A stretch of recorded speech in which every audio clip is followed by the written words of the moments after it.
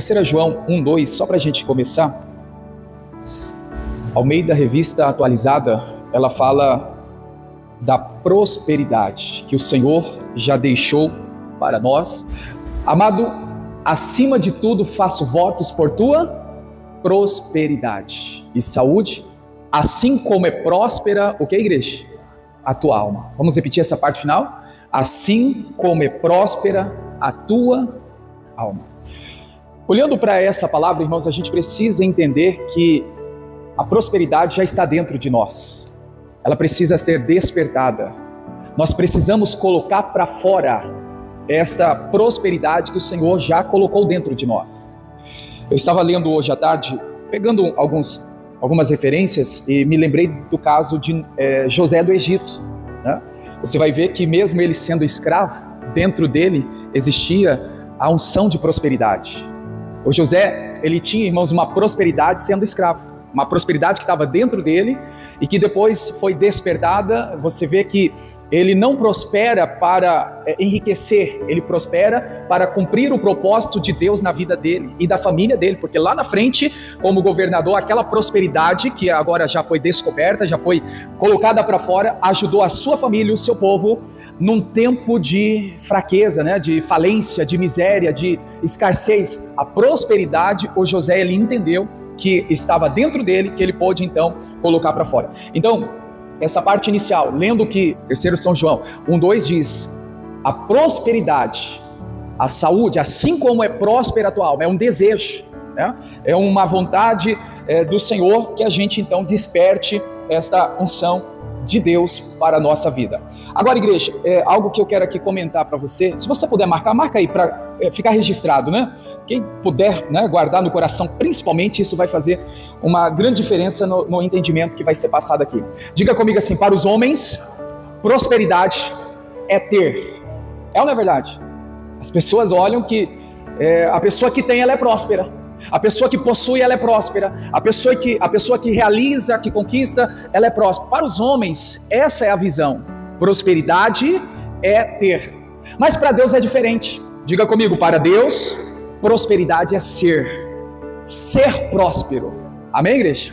Os homens olham visando ter, conquistar, possuir, alcançar, né? Para Deus não, para Deus, Ele olha para mim, para você, irmãos, para Deus a prosperidade é a gente ser próspero na alegria, ser próspero na saúde, ser próspero, né, na paz, ser próspero em ânimo e assim por diante. Quantas pessoas que têm muitas riquezas, tem muitas, vamos dizer assim, facilidade de ganhar muito dinheiro, mas vive numa miséria danada, né? Uma miséria profunda, onde ela não tem alegria, não tem paz, não tem sossego, não tem vitória, não tem as bênçãos, porque ela está se apegado, né, à prosperidade terrena. Quando a Bíblia fala que nós devemos olhar para o alto e buscar as coisas do alto, irmãos, é entender que a prosperidade que o Senhor proporciona para nós, né, é uma prosperidade diferente.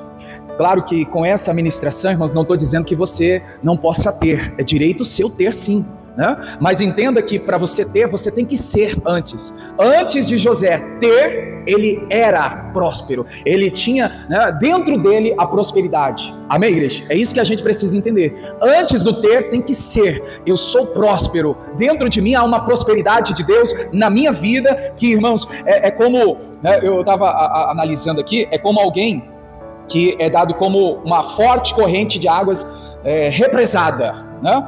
Que dado o momento, aquelas correntes, elas são tão fortes de água, né, que a represa não aguenta. Ela faz o quê? Ela rompe, ela passa adiante, né? É assim, quando você se enche da prosperidade de Deus na sua vida, quando você assume ser próspero, você vai se enchendo de Deus, né, da palavra, e quando você menos esperar, essa prosperidade ela vai romper, ela vai se materializar na sua vida, no seu dia a dia. Então se encha de Deus, né? Se encha da prosperidade que o Senhor tem para a sua vida, e no tempo certo, irmãos, essa prosperidade que está dentro de você, ela vai romper e você vai viver uma vida próspera para a glória de Deus, né, humanamente falando. Lembrando que sempre nós temos que olhar para as coisas do alto, as coisas de Deus.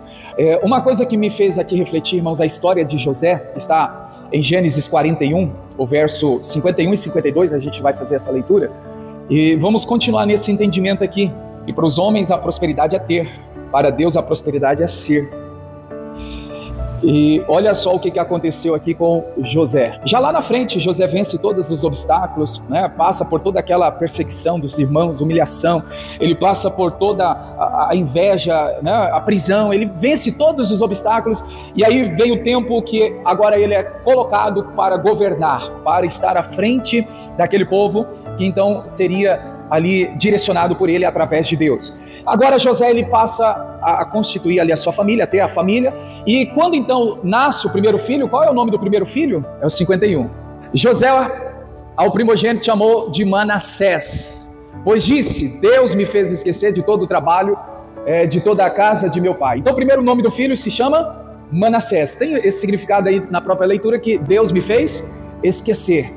A gente entende, irmãos, que por detrás disso, ali foi liberado o perdão, foi liberado, né, um esquecimento que não é que foi apagado da cabeça, da mente dele, o que os irmãos fizeram. Entenda, irmãos, esquecer é superar, é passar adiante de algo que marcou a sua vida. E a Bíblia está dizendo que com o nascimento do filho, ele tem o primeiro filho e dá o nome de Manassés. Deus me fez esquecer. Aí o segundo filho, né, o versículo 52 então, e o segundo chamou Efraim, porque Deus me fez próspero, ou crescer, dependendo aí da sua tradução, crescer, ou essa tradução, próspero.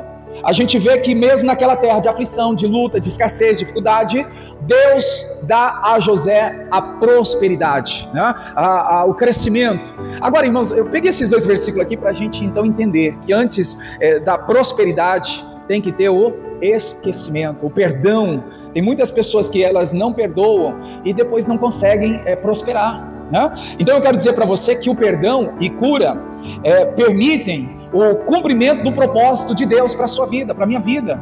Se eu e você não perdoar, se eu e você não esquecer, lembre-se que esquecer é superar, é estar de cabeça erguida diante de algo que marcou a sua vida, né? Então eu preciso perdoar, eu preciso ser curado para que então eu venha estar dentro do plano de Deus para a minha vida, cumprindo o propósito que o Senhor tem para nós. Eu quero dizer para vocês, irmãos, que pessoas curadas, elas têm a capacidade de usar riquezas conquistadas para abençoar as pessoas que o feriram. Olha o quanto isso é profundo. Quando nós somos curados, quando nós superamos traumas, algo que nos marcou de forma negativa, nós então temos a capacidade de que, a igreja? De usar essa riqueza que está dentro de nós, né? Essa riqueza que foi conquistada para nos abençoar, e passamos a abençoar quem? As pessoas que nos feriram, as pessoas que nos machucaram, que nos prejudicaram. Veja que os irmãos que José teve ali, né, uma batalha dentro da própria casa, né, uma luta interna. Veja que essas pessoas feriram muito José, os próprios irmãos, mas ele curado, ele teve a capacidade de então abençoar as pessoas que o feriram. Quando você, irmãos, tem a cura, quando você perdoa, você pode também, né, com muita, eu vou expressar aqui, com muita a unção de Deus, a palavra do Senhor, que vai então te dar condição de você passar adiante. Uma coisa que me chama a atenção, irmãos, o José agora já nessa prosperidade que a Bíblia está dizendo aqui no verso 52, ele podia humilhar os seus irmãos, fazer com que os irmãos comessem na mão dele, né? Podia se vingar. Só que eu entendo que José não prosperou para se vingar. José não prosperou para, irmãos, ficar com alguém na sua mão, no seu governo, no seu domínio. O José, ele prosperou para alcançar o propósito que Deus tinha para a vida dele. Amém, igreja? Então nunca deseje prosperar para jogar a sua prosperidade na cara de alguém.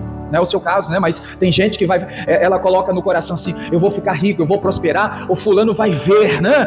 Eu vou jogar na cara dele essa prosperidade, que eu vou ser um dia próspero. Não faça isso. José não prosperou para se vingar, mas ele prosperou para cumprir o propósito de Deus na vida dele. Amém, igreja? Então a gente precisa ter no coração: eu não vou prosperar para me mostrar, eu não vou prosperar para se vingar, eu não vou prosperar para se aparecer, né? Não, eu vou prosperar para cumprir o propósito que Deus tem para minha vida. O Senhor Jesus disse que Ele veio para dar vida, e vida com abundância, né? Abundância de bênção sobre nós. Lucas 19, a partir do verso 20. Aqui Jesus está contando uma parábola dos 10 servos e das 10 minas. Já dá para a gente entender aqui que o que impede muitas pessoas prosperar é o medo. Você vê aqui na leitura que nós fizemos aqui, o próprio medo. Versículo 21, Jesus está dizendo o quê? Porque tive medo. É uma parábola contada por Jesus, e esse então, ele não prosperou, ele não venceu, ele não se destacou, ele não cresceu, porque ele teve medo.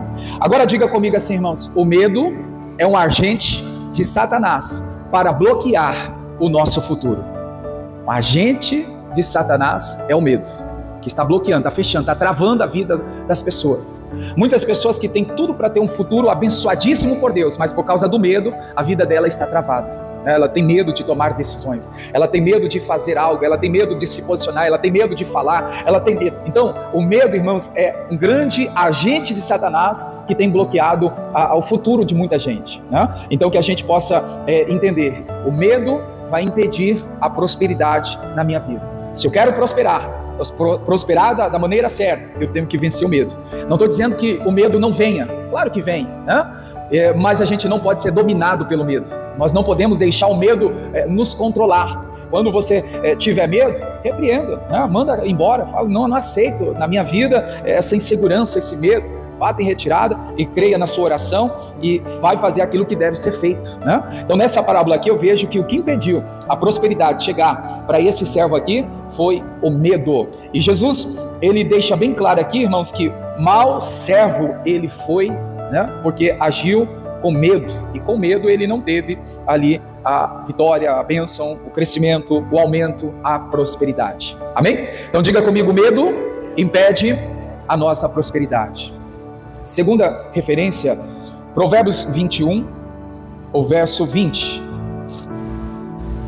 Tesouro desejável e azeite há na casa do sábio, mas o homem insensato os desperdiça.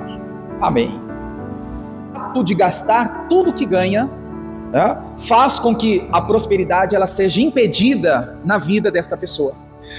Agora na parte final aqui da ministração, para quem está marcando, o que impede uma pessoa de prosperar? Primeiro, o medo. Segundo, o ato de gastar tudo que ganha. A pessoa que, irmãos, ela não tem, vamos dizer assim, o controle, ela não tem, vamos dizer assim, a sabedoria, porque muitas vezes falta sabedoria, né? Tem gente que vai gastando tudo que ganha, tudo que ela vai juntando, ela não consegue ajuntar, ela vai já gastando, ela já vai fazendo coisas que acabam então trazendo para ela ruínas. Olha a NVT aqui, o sábio possui riqueza, né? Luxo, ele consegue guardar, ele consegue, irmãos, ajuntar, mas o tolo gasta tudo que tem. Vamos ler em voz alta a parte final? O tolo gasta tudo que tem. Então o que a gente vê aqui? Salomão falando, não é sobre o que ganhamos, diga comigo, não é sobre o que ganhamos, mas é sobre o quanto gastamos. Você já viu, irmãos, que tem gente, quanto mais ela ganha, isso mesmo, mais ela gasta. Então não é quanto você ganha, é o quanto você gasta. O sábio, irmãos, ele vai ganhar, ele vai administrar o seu ganho. Não é, irmãos, viver uma vida de escassez, não é viver uma vida regrada, não. É saber, irmãos, administrar o que ganha, né? É colocar, irmãos, na ponta da caneta ali, no papel, e fazer um esboço. Hoje nós temos, sei lá, coloca no texto o valor que você ganha. Se é fiel, né? Primeiro dízimo, né? Oferta, luz, água, telefone, compra, e assim por diante, fazer uma lista. Isso é organização, né? E aí você vai colocando, e você vai então com sabedoria administrar o seu ganho. Mas a pessoa que, irmãos, ela não tem o controle, ela só vai gastando. Hoje em dia, né, o crédito ou algo nesse sentido, a pessoa ela gasta mais do que ganha. Se ela ganha 3 ou 5 mil, ela está gastando 6, 7, 10 mil. Aí depois vive toda endividada. Então Salomão está dizendo que o ato de gastar tudo que ganha te impede de prosperar, te impede de você ser bem sucedido. Vamos pedir sabedoria para Deus. Senhor, me dá sabedoria, Senhor, me dá a condição de poder administrar a riqueza, o ganho, né, o salário. Mas o tolo gasta tudo que tem. Então aqui a gente vê, igreja, que Deus, Ele abençoa, Ele honra. Deus, Ele está dando para nós aqui a direção, que muitas vezes não é. Eu vou usar uma expressão aqui, não estou jogando indireta para ninguém, pelo amor de Deus, né? Mas você sabia, irmãos, que tem gente que não precisa do devorador na vida dela? Ela mesmo devora o seu salário. ela mesmo destrói a sua renda.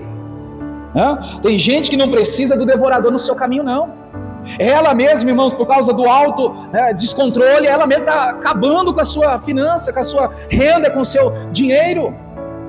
Temos que rever, não, eu preciso da sabedoria para poder, então, na direção de Deus, fazer aquilo que a palavra do Senhor tem nos mostrado. Amém, igreja? Então não é sobre o quanto ganhamos, é sobre o quanto gastamos. Vamos pedir a Deus essa sabedoria para você poder então prosperar conforme a palavra de Deus. Vou deixar aqui essas duas lições na parte final aqui. O que impede mesmo da pessoa prosperar? O medo e o ato de gastar tudo que ganha. Você pode gastar, irmãos, o que você ganha, mas não gasta tudo não. Sempre guarda alguma parte lá, alguma coisa lá, para você poder então depois desfrutar daquilo. Amém. Entenderam, irmãos? Glória a Deus. Deus abençoe você da internet, fique na paz.